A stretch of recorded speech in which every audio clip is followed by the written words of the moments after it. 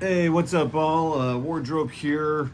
We're gonna say it's June. What do I want to say it is? June 7th, maybe. Um, Coming to you. We're gonna try a little Crossfire action, playing this small scenario that you can find over at Steve Ballaghan's site. Um, Ballaghan something. Anyway, it's the river. It's a 2x2 scenario, meant to kind of teach you Crossfire. I've played this one before in a variety of rule sets, but it's going to be the British airborne going over there fighting somewhere like on the 7th or 8th, just trying to not hold Pegasus or the other canal there. I'm suddenly dropping the name, but fighting for a bridge against some Germans. Basically, they want to take these two buildings, this building in these woods. Germans have to stop them. You can see it's a pretty small force, basically two platoons and some support, and then one platoon of minefield and some support. So there you go. I say they don't have turns, so I'll just pop in occasionally and we'll check in what's happening. So here's the table from the defender's perspective. It has hidden units, so I've put I know the machine gun would be here, so I placed him here, his number here, but then everyone else is random, so it might be a little silly. The minefields are also random. They're in groups of 3, and it's basically some are wire and some are mines, but there's 6 of each. So when they approach it, unless they just all go around this way, which they could do that.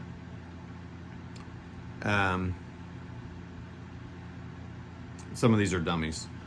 As soon as they touch it, I'll flip it over. I'll flip all 3 over, and if the majority are minefield, then that will be the minefield, and then the rest will be gone.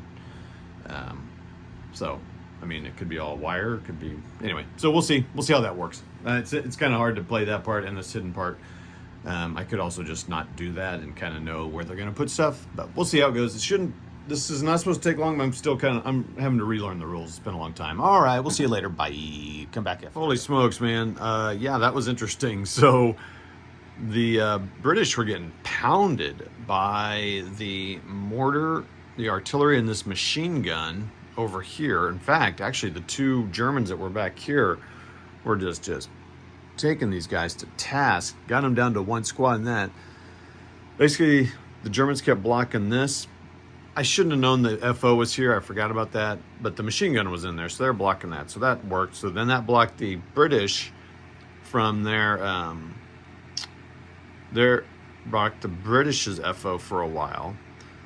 Some of the mortar and the smoke kept missing, but they did get it. And once they got that, let me step back.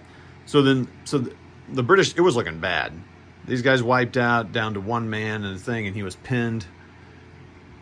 The mortar, and then this unit over here,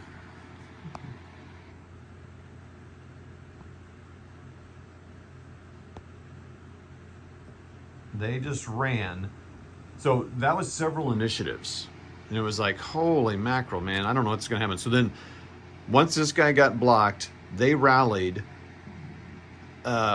fire upon these troops. Let's see, how'd that work?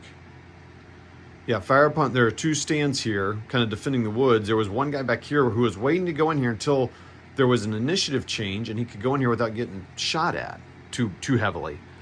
But that never happened. So there was a lone German squad back here trying to move into the building. These 2 here, anyway, they were firing, doing really good stuff. But then 1 guy got suppressed and then killed. And these guys moved up here. They tried to fire on him. They pinned him, but they rallied them both. Then they got here. Then I realized, wait, and then they fired on this guy and suppressed him. And then it was wide open because the mortar can't fire on indirect. The machine gun was blocked. This guy couldn't see him behind the building. So they just went, I moved my engineer from here. I went back, boom, round. He hit the minefield. It was a minefield. That was a fun way of doing a hidden minefield. I like doing it that way, which was, I had 6 of these markers, and I just shuffled them up, and if there were 2 minefield markers, it was a minefield. So if that could have come up no minefield, that would have been great, but it didn't. It didn't hurt the engineer, so he stayed right next to it and was going to wait there for 1 whole initiative to clean it out. But then the British knew where to go around, so they went around, and then they close assaulted this guy. The guy behind the building did try shooting the British when they came into the woods, but he did nothing. because he was firing just 2 dice. So he lost, so he could no longer fire. So now he was sitting there unable to fire. The British then ran through the woods and close assaulted the suppressed guy. They were going to win that no matter what because of the modifiers. And it is bloody. 1 die. 1d6 against 1d6, man. So you want to get those modifiers to plus, I think I got it to plus, this one was plus, let's think. It was 1, 2, 3, 4, 5, 6, because he was suppressed. So there was no way they're going to lose that. And then they fought this guy, and it was only a plus 4. So they could have lost it, but they didn't. That would have sucked. 1 squad killed 3 stands of British. That would have been really bad. Once they killed him, they went to the building where the platoon commander was. He's immediately taken. Then they walked over here. Just kind of, I say they just sauntered and took care of that mortar. Also revealed the forward observer. And then I was going to try to do something with that guy, but so my goal was to go to bed and shut this game, or pause the game after, when the British lost their this last initiative. But that last initiative was amazing. So that was kind of cool. Now, I don't know. I mean, it would have sucked being the German player. Anyway, so I could go try to figure out how to close assault this, but then I could like maybe kill all my guys off, which would be bad. But they took and so the time limit on the game is 1 hour. And I went for longer than that, but I was also looking at rules, and I was a single player, and it would go way faster once you knew the rules. So I could do to read the rules. Anyway, that is June, we'll call it June 7th, some fighting over there near Columbell, trying to clear some bridges to when their reinforcements and more landing troops come in. They took Pegasus and the Orne Bridge, I think that's the right bridge, and they we're now trying to take this little crossing here to allow some more Tetrox or some little tanks to come across, some Jeeps to reinforce them. They've done that, and now they can get some reinforcements to go to the next objective. Very cool. I mean, it was fun. Like I said, I need to read the rules, make sure I'm doing some of this stuff right. Pretty interesting. Okay, that's that. Hope you're enjoying the commemorations of DDaY80 on, do some reading. Thank a veteran, even though you probably don't know one that was around D-Day, but if you do, fantastic.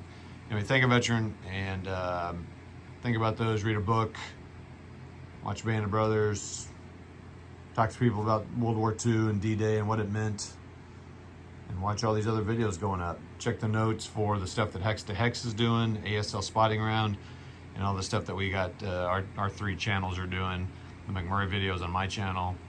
And then I know a lot of people are doing stuff. So it's June 7th. Reporting to you from June. Oh, wait, am I saying June 7th? Yeah, June 7th. All right, talk to you. Bye.